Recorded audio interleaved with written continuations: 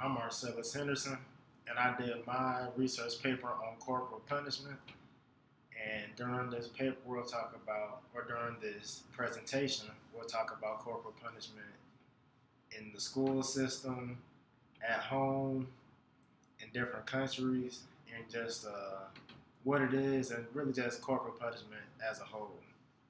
So today, we live in a society where people don't know whether they should use corporal punishment on their children or not. In the past, corporal punishment it was looked at as the only form of punishment for children in the household, and it was also used very strongly in the education system. And corporal punishment is something that people tend to have different opinions on because there's always the argument of, you know, I was corporally punished and I don't have anything wrong with me. It's like I'm not crazy. I don't want to say crazy, but it's like people have the attitude that I got weapons pretty much and I'm fine. And then there's also the argument that people say I didn't receive weapons and I'm fine as well. So it's just something that's pretty mixed up, kind of controversial. And I feel like it's something that I should. I decided to do my paper on because corporal punishment does happen in school. So with me going into the education field, I feel like this is something that I needed to look up on. So first things first, I want to just give a definition of corporal punishment. There are different definitions of it, but one definition is corporal punishment is any purposeful infliction of bodily pain or discomfort by an official in the education system upon a student as a penalty for unacceptable behavior. So that definition was geared towards school. And that definition also is not limited to only spanking, but it is pretty much as any punishment that produces any physical discomfort. Then another definition is any punishment in which physical force is used and intended to cause some degree of pain or discomfort. And doesn't matter however light it is. Then there's a state, North Carolina, they have their own definition of corporal punishment. And their definition is the intentional infliction of physical pain upon the body of a student as a disciplinary measure. So, their definition is more geared towards the school system.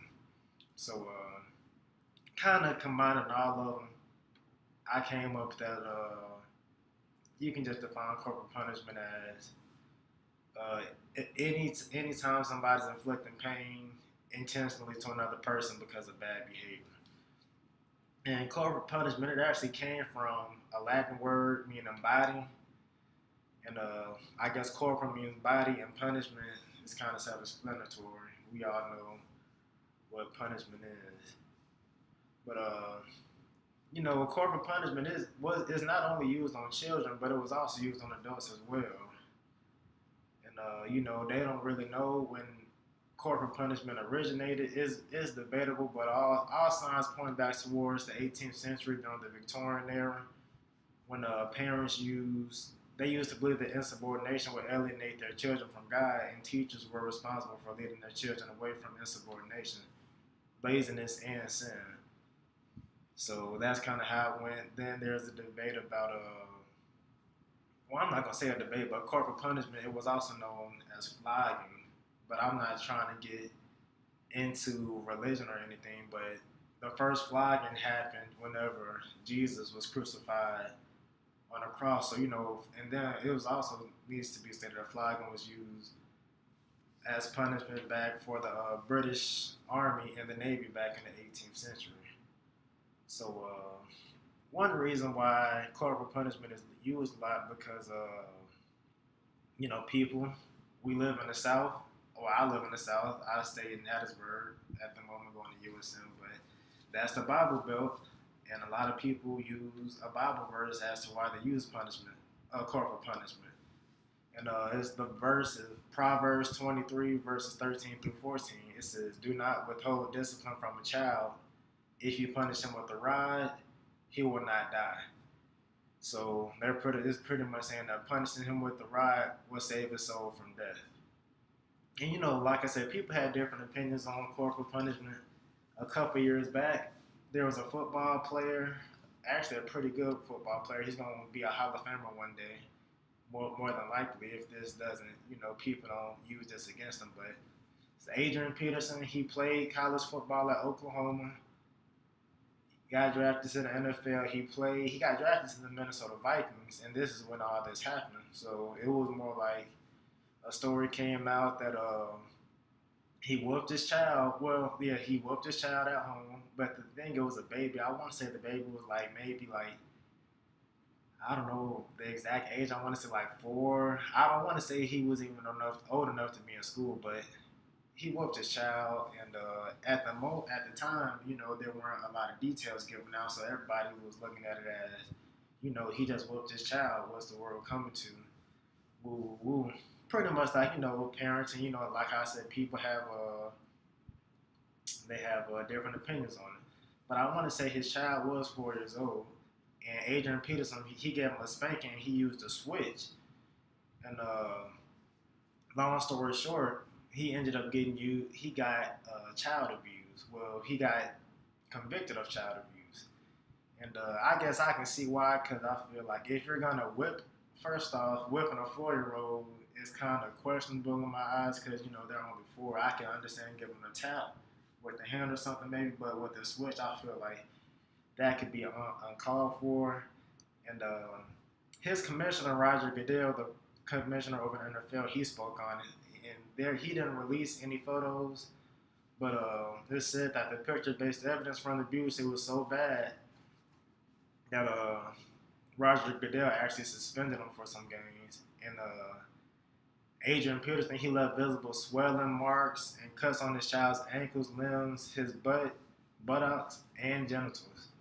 So they kind of say that the thing that made it, that really, I don't want to say, well, yeah, I guess convicted him, is that he had whelps and stuff on his genitals. So it's kind of more like, I guess if you was like he was losing control, which I mean you can understand. I can understand a child squirming around, but it does seem rather uncalled for. And there's been people in the NFL, or not even the NFL, but all type of sports that talked about it. Like Charles Barkley, he's a Hall of Fame basketball player. He came out and said, whippings, corporal punishment, and spanking, that's something we do in the South. He said it happened to him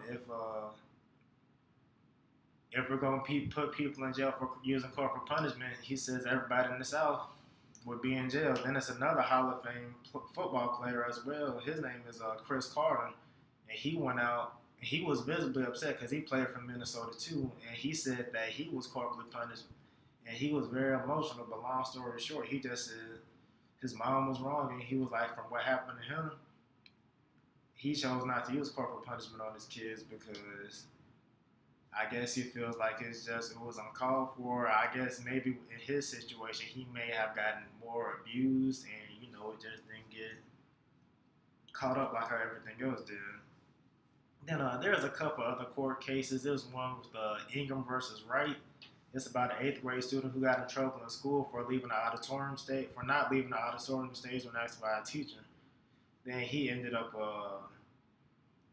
getting paddled, and like the thing is, he refused to get paddled, so he was like forcibly bent over, and he received 20 licks from the paddle, and it was the paddling was so severe that he suffered a hematoma and received medical attention. That he ended up missing 11 days from school. So you can understand that's pretty excessive. Then there are some states I'm about to go over corporal punishment in schools. There are some states where corporal punishment is legal, and some where it's not illegal. And it differs in public and private school. Private schools, they typically are more towards using corporal punishment because they believe it helps with student behavior. So they can use that as an advantage because students are well behaved because of the corporal punishment they receive. But most of the time, like there are some schools where students have the option of if they want to get corporal. Well, before I go on that, is they have to have consent first. So it's more like either the parent of the student gives them consent, or well, they give them consent whether they can whip their students or not.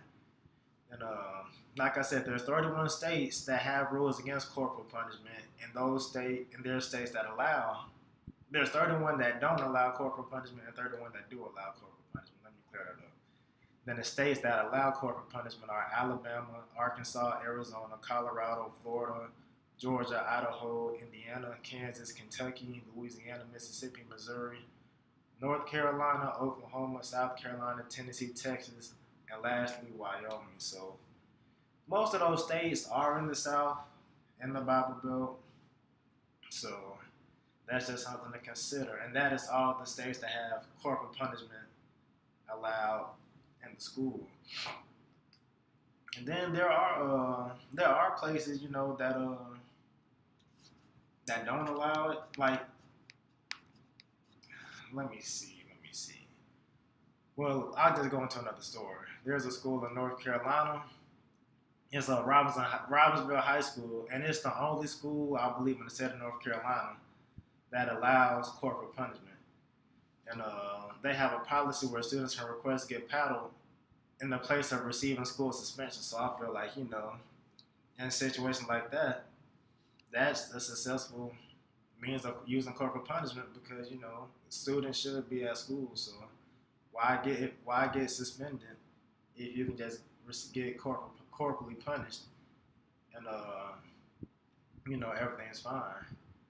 And I also have some statistics about corporal punishment. Like, for instance, Mississippi is the heaviest paddle state in the United States, and pretty much the state of Mississippi alone, that makes up 5% of the students that are paddling.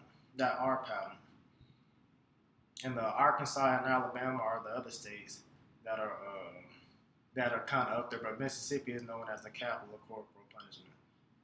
In most schools, corporal punishment is applied with a wooden paddle, and it's used across the student's backside. There's rules to get to corporal punishment, but it's really simple. Students usually just bend over, they get around 3 licks. And like private schools, they tend to have more detailed rules, and the rules are always listed in the school's handbook. And like I said earlier, private schools are usually less constrained than public schools in a matter of punishment. More than likely, part of the appeal to parents is that they have better behaved students than public school students, because they are free to impose a more strict discipline. So that's one reason why, like, in private school, corporal punishment is used pretty much. That's what they do. But like I said, there are also countries that don't allow corporal punishment. Like, let me see. Like, that's pretty much corporal punishment in the United States. There are 53 countries in the world that have outlawed corporal punishment altogether. So that's like in the school and at the house. The country of Wales was the latest country to ban corporal punishment. If they do, they'll be the fifth. They're the next one working on it. If they ban it, they'll be the 54th state. And the first country to ban corporal punishment was Sweden back in 1783, and this is in the school system. But in 1979, they actually banned corporal punishment in the house as well. So pretty much since 1979, that's when all the 52 other countries followed Sweden and banned corporal punishment. And most of those countries are European. It's a few in Latin America, Africa, Asia. In Asia. And the purpose of the ban is just to make this. The purpose of the ban is to change the child-rearing attitudes and behavior. So it's more like they don't want children to believe that, oh, you're mad at somebody, let me corporally punish them. And there's some places where like I go. There's a private school in Nepal. There was a study done there to see pretty much on corporal punishment. and they use corporal punishment to maintain discipline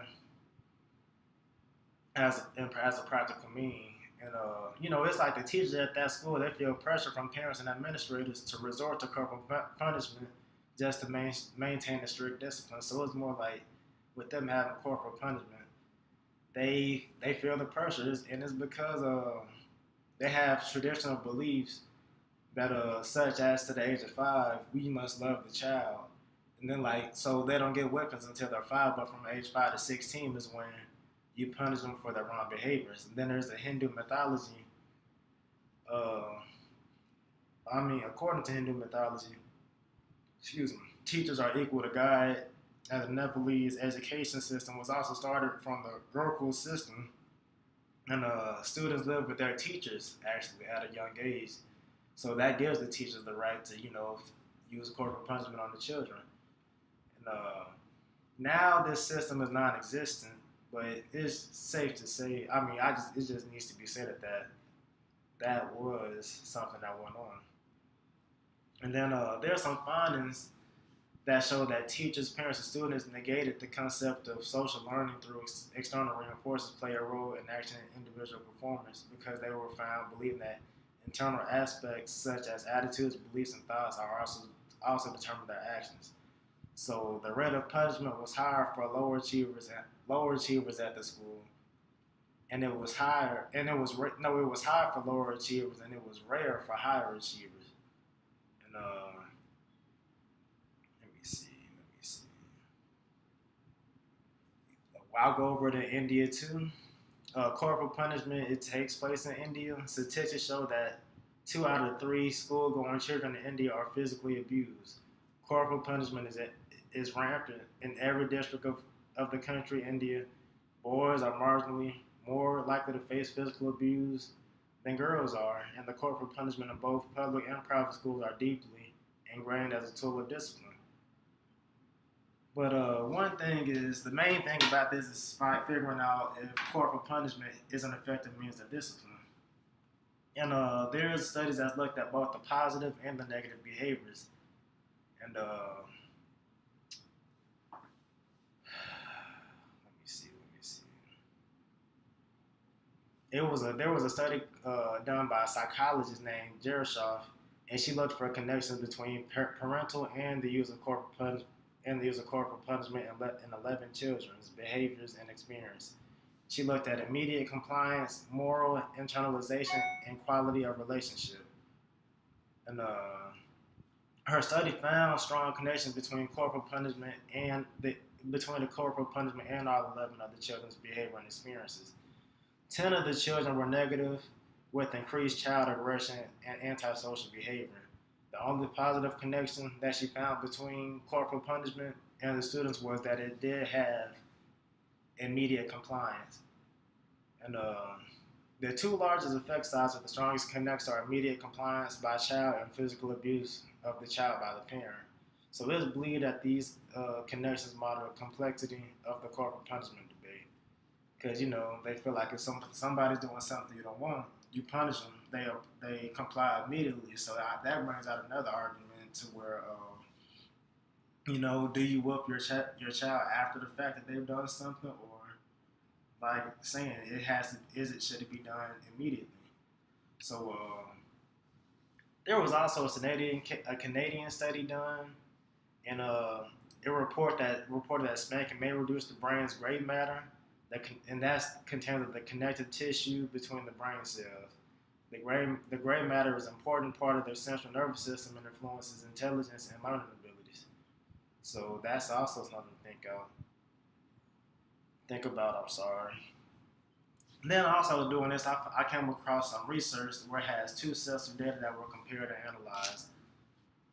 And it was between the United States Department of Education and the Congressional Quarterly State Fact Finder. And the study, it looked up 13 different categories, which I'm not going to go into all of them, but I'll go into the ones that I feel like are the most important. So it's the first category that he looked at was the murder rate across the United States, and he linked it to corporal punishment. And of the states with the 10 highest murder rates, educators paddle children in 8 of the 10 states. And that was Louisiana, Mississippi, Georgia, Alabama, New Mexico, Tennessee, North Carolina, and Arizona. Then he compared it, to the states with the lowest murder rates. And out of those 10 states, only one of the states allowed corporal punishment. Then he went over the incarceration rate, and of the 10 states with the highest percentage of population in prison, it was a corporal punishment is used in 9 of those 10 states. And those states are Louisiana, Texas, Mississippi, Oklahoma, Georgia, Alabama, Arizona, and Delaware. Then when he compared it to the states with the lowest incarceration rates, none of those states with the lowest incarceration rate, they use corporal punishment. Then they studied math proficiency at the 8th grade level. And of the states in the bottom percentage of proficiency in 8th grade math, educators patterned in all 10 of them. And that's Mississippi, Louisiana, New Mexico, and Arkansas. And that statistic is kind of skewed because only 39 states had statistics for that, so they went with the bottom 10 percentage. So that's how they got Mississippi, Louisiana, New Mexico, and Arkansas. And then what they did, the highest states like that is the same way, and none of those schools were in the top 10 allowed corporal punishment. Then he went over poverty, and 7 of those states, students are corporally punished. So it was Arkansas, Louisiana, New Mexico, Oklahoma, Texas, Tennessee, and Alabama. Then it's the total opposite in states that don't have poverty. So I mean, just to name those off, I feel like there's a clear correlation between corporal punishment in public schools and societal outcomes. It's a strong correlation between the states that use corporal punishment in public schools and negative social outcomes. And there is also an equally strong correlation between the states that have banned corporal punishment in all public schools and positive outcomes. So if there were no correlation, I feel like there shouldn't be an argument. But with a correlation like this, that's kind of serious, and that's actually what kind of changed my view on this whole thing. So after all of the research I conducted, I feel corporal punishment it doesn't need to be used in the school system. Because I grew up in the South. I went to a school district that allowed corporal punishment. I was never punished, but I don't know. It's just from all those statistics, I feel like there's nothing. After reading those statistics and the correlation, why would you want to do something that obviously brings negative effects? So, as my teacher, I feel like it's my duty to, set students up for success.